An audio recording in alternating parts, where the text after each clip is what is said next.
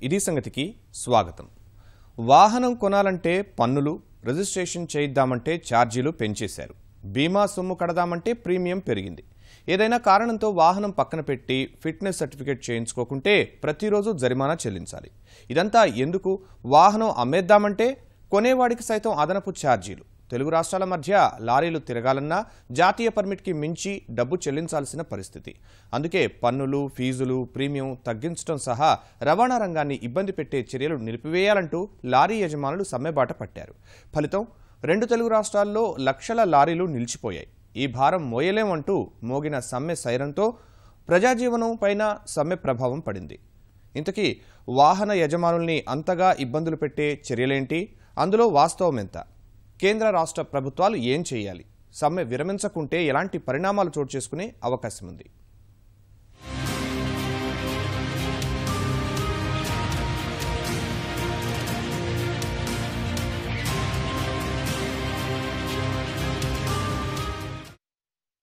మన దేశంలో వ్యవసాయం, చేనేత తర్వాత ఎక్కువ మంది ఆధారపడింది రవాణా రంగం. ప్రత్యక్షంగా, పరోక్షంగా లక్షలాది మందికి ఉపాధి కల్పించటమే కాదు, కేంద్ర రాష్ట్ర ప్రభుత్వాలకు ప్రధాన ఆదాయ వనరుగా పనిచేస్తోంది. అలాంటి కీలకమైన రవాణా రంగానికి తెలుగు రాష్ట్రాలు మొదటి నుంచి కేంద్రంగా ఉంటున్నాయి.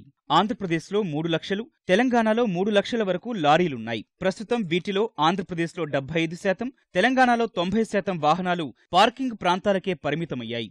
ఎక్కడి వాహనాలు అక్కడే ఆగిపోయాయి. తెలంగాణ మీదుగా ఇతర రాష్ట్రాలకు వెళ్లే వాహనాలను మాత్రమే అనుమతిస్తున్నట్లు లారీ యజమాన సంఘాలు చెబుతున్నాయి. పార్సిల్, గూడ్స్ బుకింగ్లను నిలిపివేశారు. ఇందుకు కారణాలు స్పష్టంగా తెలియాలంటే కొంచెం వెనక్కు వెళ్లాలి.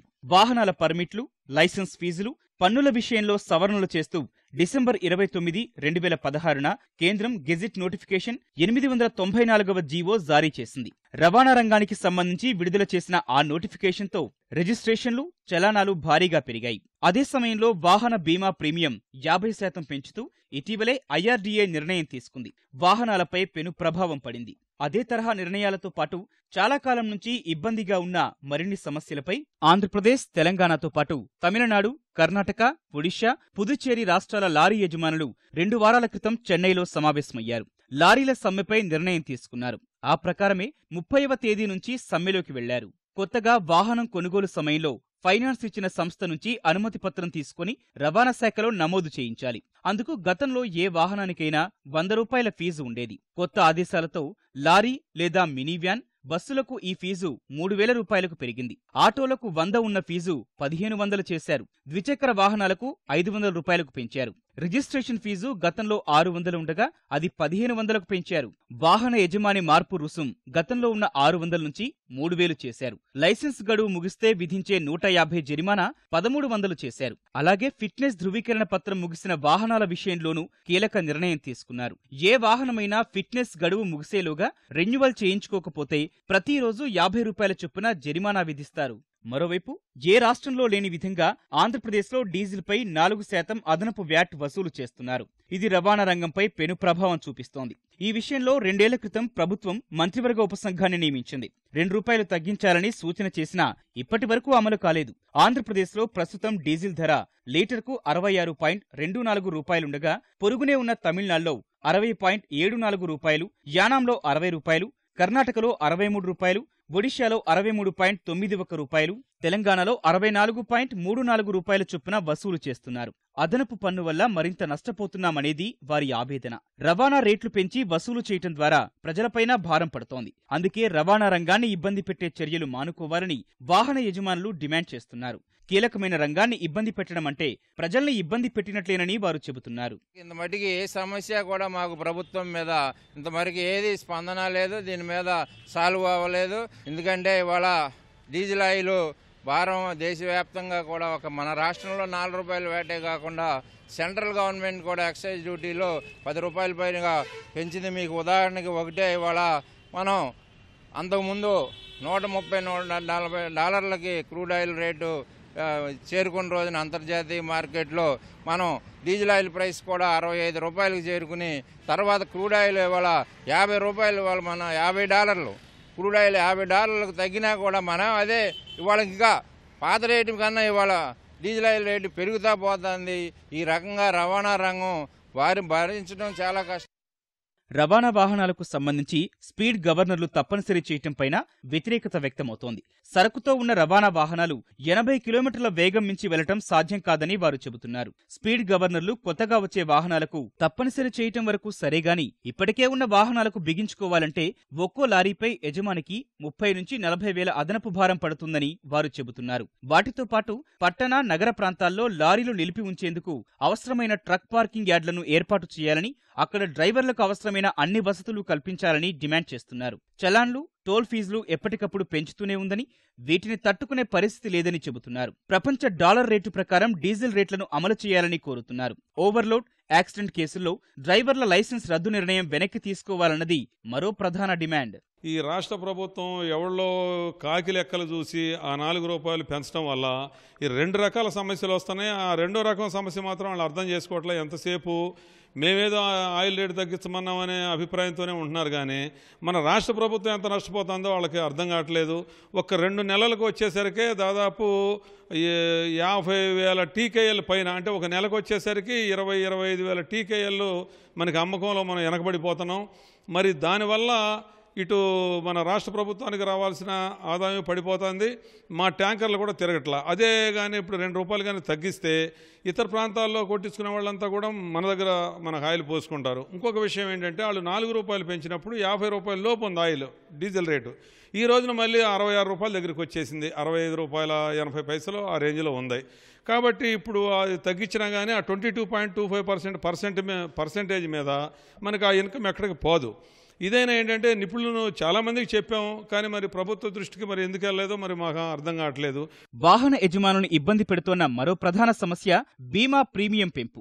లక్షల రూపాయలు వెచ్చించి కొన్న వాహనానికి ఏదైనా ప్రమాదం జరిగినా, చోరీ జరిగినా యజమానికి ఇబ్బంది లేకుండా బీమా ఉపయోగపడుతుంది. వాహనాల సామర్థ్యాన్ని బట్టి గతంలో ఇది ఏడాదికి 25,000 నుంచి 30,000 మధ్యలో ఉండేది. ఆ మొత్తం 50% పెంచారు. ఫలితంగా ఏటా 15,000 రూపాయల వరకు అదనంగా చెల్లించాల్సి వస్తోంది. అలాగే 2 రాష్ట్రాల మధ్య కౌంటర్ పర్మిట్లు జారీ చేయాలని లారీ యజమానులు 2 ఏళ్ల నుంచి కోరుతున్నారు. అయినా రాష్ట్ర ప్రభుత్వాలు స్పందించలేదు. గతంలో 23 జిల్లాలకు కలిపి ఒకటే పర్మిట్ ఉండేది. విభజన తర్వాత తెలంగాణ, ఆంధ్రప్రదేశ్ రాష్ట్రాల మధ్య రాకపోకలకు ఇబ్బందులు ఏర్పడ్డాయి. సాధారణంగా జాతీయ పర్మిట్ లేని రవాణా వాహనాలు ఏవైనా పొరుగు రాష్ట్రానికి వెళ్లాలంటే ఏడాదికి 5,000 రూపాయలు చెల్లించాల్సి ఉంటుంది. అదే కౌంటర్ పర్మిట్. ఆ ప్రకారం 2 రాష్ట్రాలు ఒకే సంఖ్యలో పొరుగు రాష్ట్ర వాహనాల్ని అనుమతిస్తూ పర్మిట్లు మంజూరు చేస్తారు. ఇప్పుడు కౌంటర్ పర్మిట్లు జారీ చేయకపోవటం వల్ల జాతీయ పర్మిట్ లేని వాహనాలు పక్క రాష్ట్రానికి వెళ్లాలంటే నెలకు 5,000 చొప్పున ఏటా 60,000 చెల్లించాల్సి వస్తోంది. 55,000 అదనపు భారం పడుతోంది. ఇది తెలుగు రాష్ట్రాల్లోని లారీ యజమానులకు ఇబ్బందిగా మారింది. ఈ నేషనల్ పర్మిట్ లేనాళ్ళు కానీ, తీసుకున్నాళ్ళు కానీ, ఒక స్టేటే కావాలనుకున్నాళ్ళు కానీ 5,000 రూపాయలు కడితే కౌంటర్ సిగ్నేచర్ పర్మిట్లు 3,000, 4,000, 5,000 రకరకాలుగా ఒక్కో స్టేటు అలా తీసుకుంటున్నాయి. దాని ప్రకారం పక్క సరిహద్దు రాష్ట్రాలకి ఇచ్చే వెసులుబాటు కేంద్ర రవాణా చట్టంలోనే ఉంది. ఆ చట్టంలో ఉన్న దీన్ని బ్రేక్ చేసి 2 రాష్ట్రాలు విడిపోయిన సందర్భంలో తీసుకోవాల్సిన దీంట్లో మనకి 10 సంవత్సరాలు ఉచితంగా తిరగాల్సింది పోయి కనీసం కౌంటర్ సిగ్నేచర్ పర్మిట్లు ఇవ్వలేదు. కౌంటర్ సిగ్నేచర్ పర్మిట్ మనం 1000 పర్మిట్లు ఇస్తే వాళ్ళు 1000 పర్మిట్లు ఇస్తారు, మనం 2,000 పర్మిట్లు ఇస్తే వాళ్ళు 2,000 పర్మిట్లు ఇస్తారు. ఆ రకంగా కౌంటర్ సిగ్నేచర్ పర్మిట్లు ఆ రాష్ట్రం ఈ రాష్ట్రం ఒప్పందం మీద నడుస్తాయి. ఇది భారతదేశంలో ప్రతి రాష్ట్రానికి ఉంది. కానీ ఒక్క రాష్ట్రం ఒక్క తెలంగాణకి మాత్రం మనం కట్టాల్సి వస్తే నెలకు 5,000 చొప్పున 12,500 60,000 రూపాయలు కట్టాల్సి వస్తుంది. అంటే ప్రతి లారీకి 55,000 రూపాయలు అదనపు భారం జరుగుపడుతుంది. ఇలాంటి భారం లేకుండా భారతదేశ వ్యాప్తంగా ఉన్న చట్టాన్ని గౌరవిస్తా కౌంటర్ సిగ్నేచర్ పర్మిట్లన్నా కనీసం ఇవ్వాల్సిందిగా కోరుతున్నాము. దీనివల్ల మా లారీ యజమానులు తీవ్రంగా నష్టపోతున్నారు. ఇలా లారీలు ఆగిపోవటం వల్ల సరకు రవాణా నిలిచిపోయింది. ఒక చోట నుంచి మరో చోటుకి వస్తువులు పంపించలేని పరిస్థితి. సిమెంట్, ఇసుక లారీలు నిలిచిపోయాయి. వ్యవసాయ ఉత్పత్తుల రవాణా ఆగిపోయింది. తెలంగాణ పరిధిలో సిమెంట్, ఇసుక, సుద్ద, గ్రానైట్ వంటి పరిశ్రమల్లో లోడింగ్ ప్రక్రియ నిలిచిపోయింది. అసలే మిర్చి ధర తక్కువగా ఉండి ఇబ్బందులు పడుతోన్న రైతులు ఇప్పుడు పొలాల్లోనే పంట నిల్వ చేసుకోవాల్సిన పరిస్థితి వచ్చింది. మామిడి రైతులు కాయలు దించేందుకు సంశయిస్తున్నారు. చెట్టు మీదే ఉంచితే పక్వానికొచ్చి రవాణాకు పనికి రాకుండా పోయే పరిస్థితి. ఆక్వా రైతులు సమ్మెతో ఇబ్బందులు పడుతున్నారు. చేపలు, రొయ్యల చెరువులకు మేత తీసుకొచ్చే వాహనాలు రావటం లేదు. ఇప్పటికిప్పుడు మేతతో ఇబ్బంది లేకపోయినా 2-3 రోజుల తర్వాత సమస్య పెరిగే అవకాశం ఉంది. చేపలు, రొయ్యల పట్టుబడి చేసి మార్కెట్కు తీసుకెళ్లాలన్నా వాహనాలు లేకపోవటం సమస్యగా మారింది. అఖిల భారత లారీ యజమానుల సంఘం కూడా సమ్మెలోకొస్తే దేశవ్యాప్తంగా ఈ ప్రభావం కనిపించనుంది. ఇప్పుడు చాలా మంది రైతులు ఈ ఆక్వా రంగం సరిగ్గా లేకపోవటం వల్ల చాలామంది పెట్టుబడికే ఇబ్బంది పడుతున్నారు. ఆ స్టేజ్లో ఎవరికి వాళ్ళు ఎప్పటికప్పుడు అవసరాల మేరకు మాత్రమే ఫీడ్ పర్చేజ్ చేస్తున్నారు. ఏదైనా కారణవశాత్తు ఈ లారీల స్ట్రైక్ కనుక కంటిన్యూ అయితే వీళ్ళ దగ్గర స్టాక్ పెట్టుకోకపోవటం వల్ల ఇమీడియట్గా అవసరమైన ఫీడ్కి తెప్పించుకోవడానికి రైతులకి చాలా ఇబ్బంది అయిపోద్ది. ఈ ఆక్వా ఇండస్ట్రీకి సంబంధించిన ప్రతిదీ కూడా ఇన్ టైంలో రీచ్ అవ్వాలి. ఇవాళ కాదులే రేపు కాదులే ఎల్లుండి అనే విషయం కుదరదు. ఇప్పుడు ఒక హార్వెస్టింగ్ జరుగుతుంది, ఒక ట్యాంక్ హార్వెస్టింగ్ జరుగుతూ ఉంటే 5 రోజులు 6 రోజులు 10 రోజులు కూడా జరుగుతూ ఉంటుంది. అది మధ్యలో ఆపేయాలంటే అది చాలా ప్రాబ్లం. ఈ ప్రాన్ కల్చర్ వచ్చేటప్పటికి కొన్ని ఫోర్స్డ్ హార్వెస్టింగ్లు ఉంటాయి, తప్పనిసరిగా ఆ రోజు హార్వెస్ట్ చేసేయాల్సిందే. అట్లాంటి సందర్భంలో ఈ ఐస్ కానివ్వండి, ఈ లారీలు ఇవి రాకపోయినప్పుడు అది ఎందుకు పనికిరాడు. రైతు ఎంత కష్టపడి ఇంత పెంచి పెద్ద చేసి ఆ వచ్చిన సొమ్ముని ఊరిన మట్టిలో పోసినట్టే, అది చేతికి ₹1 కూడా రాదండి. పన్నులు చలానాలు పెంచింది కేంద్రమే కాబట్టి వాటిని తగ్గించాల్సింది కూడా కేంద్రమేనని రాష్ట్ర ప్రభుత్వం చెబుతోంది. అయితే కొన్ని పన్నులు ఆయా రాష్ట్ర ప్రభుత్వాలు నిర్ణయించుకోవచ్చు. ఈ మేరకు కేంద్రం కూడా ప్రకటన చేసింది. కానీ రాష్ట్ర ప్రభుత్వాలు ఈ సమస్యపై గట్టిగా దృష్టి సారించలేదని లారీ యజమానుల సంఘాలు ఆరోపిస్తున్నాయి. లారీల సమ్మె విషయంలో 20 రోజుల నుంచి యజమానులు చెబుతున్నా నివారణ చర్యలు తీసుకోవటంలోనూ ఉదాసీనంగా వ్యవహరించారనే విమర్శలున్నాయి. ఆంధ్రప్రదేశ్లో సమ్మెకు ముందు రోజు మాత్రమే రవాణా శాఖ అధికారులు, మంత్రులతో లారీ యజమానులు సంప్రదింపులు జరిగినా సఫలం కాలేదు. ఆపడానికి కారణం కూడా ఇన్సూరెన్స్లు పెరిగిపోవడం, టోల్గేట్లు పెరిగిపోవడం. ఇప్పుడు ఉన్నది ₹24,000 థర్డ్ పార్టీ ఇన్సూరెన్స్ ఉంది. దీన్ని 35,000 పెంచాలని అలా గవర్నమెంట్ నిర్ణయం. ఇవన్నీ పెంచడం వల్ల మాకు మిగిలిది లేదు, చేసేది లేదు. మేము లారీ లేకపోతే వర్కర్స్కి ఇబ్బంది. స్టాఫ్ అందరూ చాలా లారీ వర్కర్లు, డ్రైవర్, క్లీనర్ కూడా చాలా బాధలు పడుతున్నారండి. ఓ తోలకాలు లేక ఏమీ లేక మాట్లాడితే దేనికి ఆపుతున్నారో తెలియదు, దేనికి చేస్తున్నారో తెలియదు. ఈ ప్రభుత్వం ఎందుకు చేస్తున్నారు? ప్రస్తుతం సమ్మె కారణంగా ప్రజలకు ఇబ్బందులు లేకుండా ప్రత్యామ్నాయ మార్గాల్ని అధికారులు ఆలోచిస్తున్నారు. ఆర్టీసీ బస్సుల్లో రవాణా విషయాన్ని పరిశీలిస్తున్నారు. ప్రస్తుతానికైతే కూరగాయలు, పాలు, గ్యాస్, పెట్రోల్ వంటి వాటికి లారీ యజమానులు మినహాయింపునిచ్చారు. అందువల్ల ఇప్పటికిప్పుడు ప్రజలపై నేరుగా ప్రభావం పడలేదు. కానీ ఇప్పటి వరకు పాలు, నీరు, మందులు, చమురు ఉత్పత్తుల వంటి నిత్యావసర వస్తువుల రవాణా కొనసాగిస్తున్నా ఆదివారం వరకు కేంద్ర రాష్ట్ర ప్రభుత్వాల వైఖరిపై వేచి చూసి తమ డిమాండ్ల పరిష్కారానికి ముందుకు రాకపోతే సోమవారం నుంచి నిత్యావసర వస్తువుల రవాణాను సైతం బంద్ పెట్టేందుకు సిద్ధమని లారీ యజమానులు హెచ్చరిస్తున్నారు. ఈ యొక్క ఎసెన్షియల్ గుడ్స్ కానీ, పెట్రోల్, డీజిల్ కానీ, మెడిసిన్ కానీ, మిల్క్ కానీ ఇవేవి కూడా ట్రాన్స్పోర్టేషన్లో ఇబ్బంది పడకుండా తగు జాగ్రత్తలు తీసుకోవాల్సిందిగా పోలీసు వారికి కలెక్టర్ గారు ఆదేశించారు. అలాగే కలెక్టర్ గారి ఆదేశాల మేరకు మా యొక్క రవాణా శాఖ కార్యాలయంలో ఒక కంట్రోల్ రూమ్ కూడా ఏర్పాటు చేయడం జరిగింది.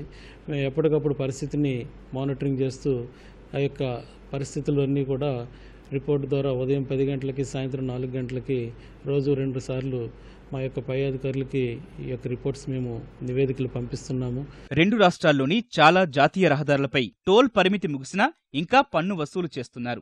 ఆంధ్రప్రదేశ్లోనే 11 రహదారులకు టోల్ గడువు ముగిసింది. దేశవ్యాప్తంగా ఇలాంటివి 120 టోల్ గేట్లున్నాయి. అలాగే 15 ఏళ్లు పూర్తయిన లారీలను పక్కన పెట్టాలన్న రవాణా శాఖ నిర్ణయం అమలు చేయటం కూడా ఇబ్బందిగా మారింది. అలాంటి వాహనాలకు సామర్థ్య పరీక్షలు నిర్వహించి రవాణాకు అనుమతించాలని లారీ యజమానులు కోరుతున్నారు. స్వాతంత్ర్యం నాటి నుంచి రావణ కాష్టంలా ఉన్న కశ్మీర్ అంశం మరింత వివాదాస్పదంగా మారుతోంది. 7 దశాబ్దాలుగా అనుబంధ ప్రాంతంగా ఉంచుకున్న గిల్గిట్ బాల్టిస్తాన్కు ప్రావిన్స్ హోదా ఇవ్వాలని నిర్ణయించడం ద్వారా ఉపఖండంలో పాకిస్తాన్ మరోసారి ఉద్రిక్తతలు రాజేసింది. ఆ ప్రాంతాన్ని 5వ రాష్ట్రంగా అంతర్భాగం చేసుకునేందుకు చర్యలు చేపట్టింది. అందుకు అన్ని విధాలా అండాదండా అందిస్తూ చైనా శిఖండి పాత్ర పోషిస్తోంది. సాధ్యమైనంత త్వరగా ప్రత్యేక హోదా కల్పించాలని ఒత్తిడి తెస్తోంది. ఈ ప్రయత్నాలను భారత్ తీవ్రంగా వ్యతిరేకించింది. వివాదాస్పద భూభాగంలో పాక్ చర్యలపై కఠినంగా స్పందించింది. 1947 నుంచి యావత్ జమ్మూ కశ్మీర్ భారత్లో అంతర్భాగమని చెబుతూ అది ఇప్పటికీ ఎప్పటికీ అంతర్భాగమేనని స్పష్టం చేసింది. వివాదాస్పద భూభాగం హోదా మార్చేందుకు ఎవరెలాంటి ప్రయత్నాలు చేసినా చెల్లవని హెచ్చరికలు జారీ చేసింది. అయితే పాక్ ఉద్దేశపూర్వకంగా స్వలాభం కోసం సమస్యాత్మక ప్రాంతంగా ఉన్న భాగాన్ని ప్రావిన్సుగా మార్చాలని భావించడం భారత్కు కలవరం కలిగించే అంశమే. అందుకే రానున్న రోజుల్లో ఏం జరగనున్నదనే ఇప్పుడు ఉత్కంఠగా మారింది.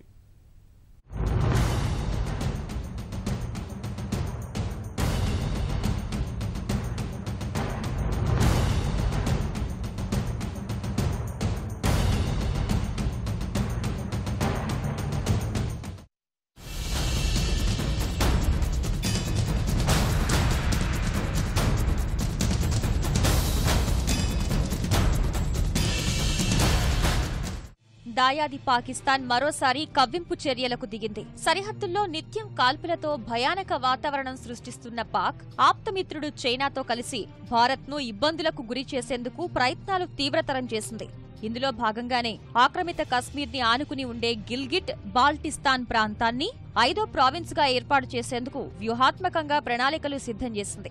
ఈ మేరకు ఆ దేశ విదేశాంగ సలహాదారు సర్తాజ్ అజీజ్తో ఓ కమిటీని ఏర్పాటు చేసింది. అవసరమైతే రాజ్యాంగ సవరణకు వెనుకాడేది లేదని పాక్ ప్రకటించడం ఉపఖండంలోనే కాదు ప్రపంచ దేశాల్లోనూ తీవ్ర చర్చనీయాంశంగా మారింది. పాక్ చైనా బంధంపై అంతటా ఆందోళన వ్యక్తమవుతోంది.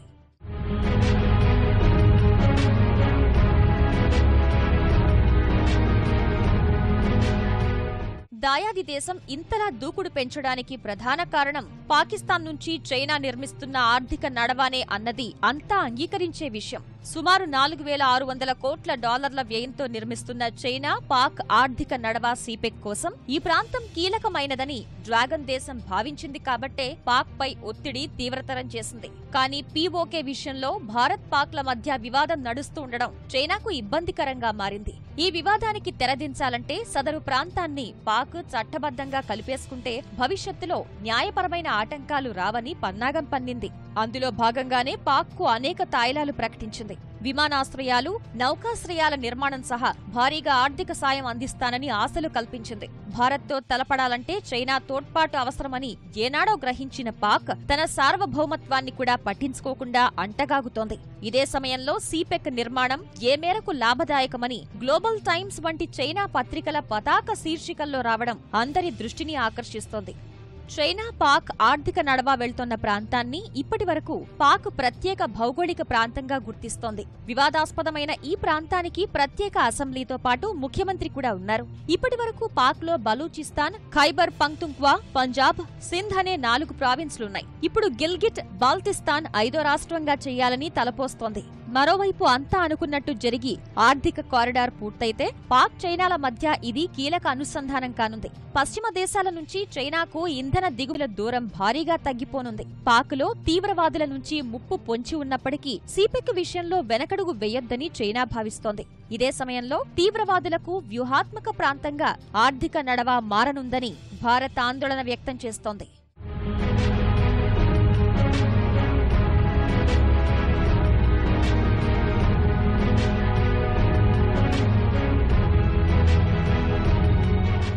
పాకిస్తాన్లో చైనా నిర్మిస్తున్న సిపిఈసిని వ్యతిరేకిస్తున్నట్లు పార్లమెంట్లో కేంద్ర రక్షణ శాఖ ఓ నివేదిక ప్రవేశపెట్టింది.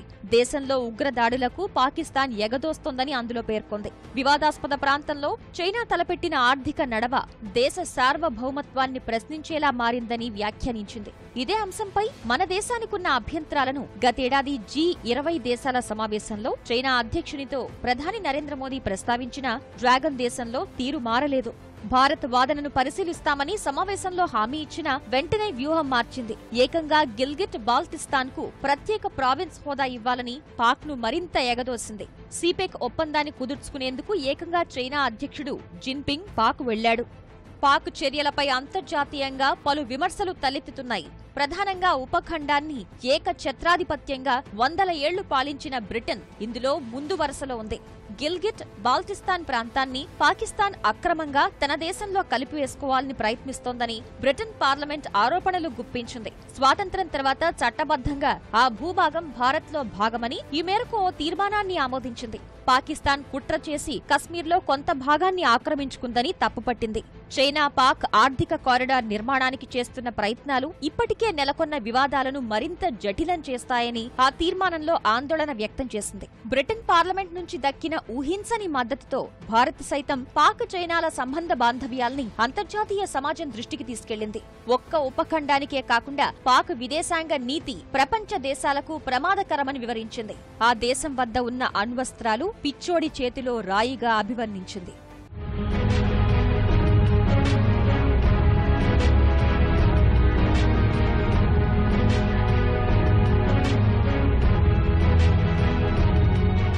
ఆర్థికంగానే కాదు రక్షణ పరంగా కూడా పాక్కు చైనా అందిస్తున్న చేదోడు ఉపఖండంలో సమీకరణలను మారుస్తోంది. విచ్చలవిడిగా ఆయుధాల్ని, వాటి పరిజ్ఞానాన్ని సైతం అందించడం ప్రపంచ భద్రతకు ముప్పులా పరిణమించింది. కేవలం ఆయుధాల మార్పిడే కాకుండా ballistic, anti air craft, anti నౌక క్షిపణులు, యుద్ధ ట్యాంకుల నిర్మాణంలోనూ పరస్పరం సహకరించుకుంటున్నాయి. తేలికపాటి బహుళ వ్యవస్థ యుద్ధ విమానాన్ని ఇరు దేశాలు సంయుక్తంగా కలిసి అభివృద్ధి చేసే పనిలో నిమగ్నమయ్యాయి. అసలు భారత్ పాక్ మధ్య వైరానికి కారణమైన కశ్మీర్ చిచ్చుకు భారీ నేపథ్యమే ఉంది. ఆంగ్లేయులు స్వాతంత్ర్యం ప్రకటించిన తర్వాత భారత్ పాకిస్తాన్ రెండుగా విడిపోయాయి. మత ప్రాతిపదికన ఇస్లాంను అనుసరించేవారు ఎక్కువ శాతం పాక్కు వెళ్లిపోయారు. అయినప్పటికీ కొందరు ముస్లింలు భారత్లోనే ఉండిపోయారు. దేశ విభజనకు ముందు కశ్మీర్ను రాజా హరిసింగ్ పాలించేవారు. విడిపోయిన తర్వాత కశ్మీర్ను ఇరు దేశాలు తమ భూభాగమేనని వాదించారు. ఈ క్రమంలో రాజా హరిసింగ్ కశ్మీర్ను భారత్లో విలీనం చేస్తూ అప్పటి ప్రధాని నెహ్రూ సమక్షంలో ఒప్పందంపై సంతకం చేశారు. ఇది గిట్టని పాక్ సైన్యాలు వాయవ్య కాశ్మీర్ను ఆక్రమించాయి. అయితే శాంతినే నమ్ముకున్న నెహ్రూ సైన్యాన్ని ప్రయోగించకుండా అంతర్జాతీయ జోక్యాన్ని కోరారు. దేశ చరిత్రలోనే తీవ్ర వివాదాస్పదమైన ఈ నిర్ణయం మూలంగా కశ్మీర్ అంశంలో ఐక్యరాజ్యసమితి వేలుపెట్టింది. ప్రజాభిప్రాయ సేకరణ జరిపి మెజార్టీ నిర్ణయం మేరకు నడుచుకోవాలని సూచించింది. పీఓకేలో కాకుండా మిగిలిన ప్రాంతంలో ప్రజలు తమ భారత్లోనే ఉంటామంటూ ఓటు వేశారు. ఇక అప్పటి నుంచి సరిహద్దుల్లో రావణ కాష్టం రగులుతూనే ఉంది. నిత్యం ఉద్రిక్తత రాజ్యమేలుతూ కాల్పుల మోతతో హోరెత్తుతూనే ఉంది. గిల్గిట్ బాల్టిస్తాన్ను ప్రత్యేక ప్రావిన్స్ గా ప్రకటించి తమ దేశంలో కలిపేసుకోవాలనుకుంటున్న పాక్ ఆలోచనలపై స్థానికంగా కూడా నిరసన స్వరాలు వినిపిస్తున్నాయి. కశ్మీర్ వేర్పాటువాద సంస్థ హురియత్ కాన్ఫరెన్స్ పాక్ పై నిప్పులు చెరుగుతోంది. ఈ నిర్ణయాన్ని తాము వ్యతిరేకిస్తున్నట్లు పాక్ సర్కారుకు స్పష్టం చేసింది. పాక్ చర్య మూలంగా కశ్మీర్ సమస్య పరిష్కారమయ్యే దారులు మూసుకుపోతాయని ఆందోళన వ్యక్తం చేసింది. కశ్మీరీల ప్రయోజనాలకు విఘాతం కలుగుతుందని హురియత్ నేతలు అభిప్రాయపడుతున్నారు. వీరికి ప్రజల్లోని అన్ని వర్గాల నుంచి మద్దతు లభిస్తోంది. అంతా వీధుల్లోకొచ్చి పాక్కు వ్యతిరేకంగా ప్రదర్శనలు నిర్వహిస్తున్నారు. తమ ప్రాణాలు పోయినా సరే గిల్గిట్ ను కాపాడుకుంటామని నినాదాలు చేస్తున్నారు. తమకు పూర్తి స్థాయి స్వాతంత్ర్యం కావాలని చెప్తున్నారు. ఈ ఆందోళనలతో పాక్ ఒకంత ఆలోచనల్లో పడినట్టు కనిపించినా చైనాతో దీర్ఘకాల ప్రయోజనాలే తమకు ముఖ్యమంటూ ప్రావిన్స్ ఏర్పాటు దిశగా అడుగులు వేస్తోంది. భారత్ సహా అంతర్జాతీయ సమాజం తప్పుపడుతున్న చైనా ప్రాపకం కోసం పాక్ చేస్తున్న ప్రయత్నాలు ఉపఖండంలో సరికొత్త సమస్యకు కారణభూతంగా నిలుస్తోంది. గిల్గిట్ బాల్టిస్తాన్ ప్రావిన్స్ పై దాయాది దేశం వెనక్కు తగ్గకపోతే భారత్ ఎలా స్పందిస్తుందనేది ఇప్పుడు ఆసక్తికరంగా మారింది. ఇప్పటికే లక్షిత దాడులతో తన ఉద్దేశాలను చాటుకున్న మోదీ సర్కార్ జరుగుతున్న పరిణామాలను మాత్రం చూస్తూ ఊరకే ఉండదనేది మాత్రం వాస్తవం. అందుకే ఇప్పుడు అందరి దృష్టి పాక్ చర్యలు, భారత్ ప్రతిచర్యలపైనే నెలకొన్నాయి. మరిన్ని విభిన్న అంశాలతో మరో ఇది సంగతిలో కలుసుకుందాం. నమస్కారం.